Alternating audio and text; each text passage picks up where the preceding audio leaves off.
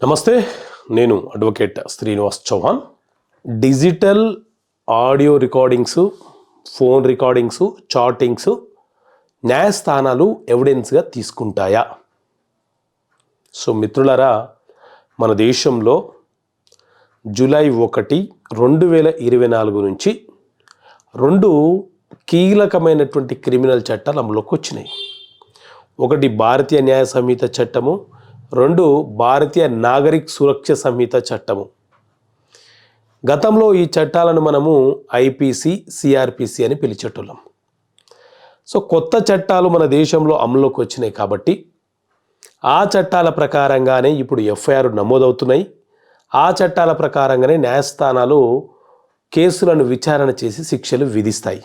అయితే మన దేశంలో ప్రస్తుతం అమలవుతున్నటువంటి బిఎన్ఎస్ చట్టంలోని ఈ చట్టంలో మనకు మొత్తం 358 సెక్షన్లు ఉంటే అందులోని సెక్షన్ 2 సబ్సెక్షన్ 8 ప్రకారంగా డాక్యుమెంట్ అంటే ఏంటి అనే అంశం గురించి వివరణ ఇవ్వడం జరిగింది.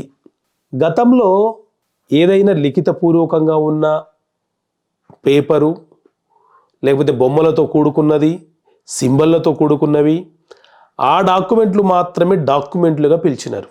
కానీ ఈ కొత్త చట్టం ప్రకారంగా ఎవరైనా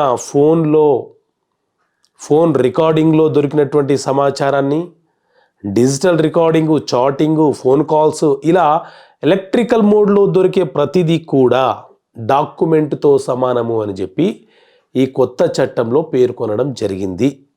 కాబట్టి న్యాయస్థానాలు కూడా ఎలక్ట్రానిక్కి సంబంధించిన ఎవిడెన్స్లను డాక్యుమెంట్గా, సాక్ష్యంగా కన్సిడర్ చేస్తే చాలామందికి శిక్షలు పడే అవకాశం ఉంటుంది. కాబట్టి తస్మత్ జాగ్రత్త.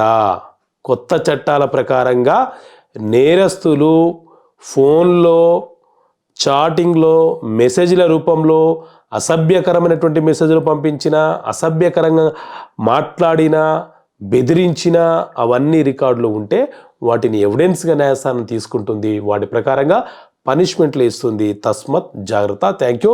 జై హింద్.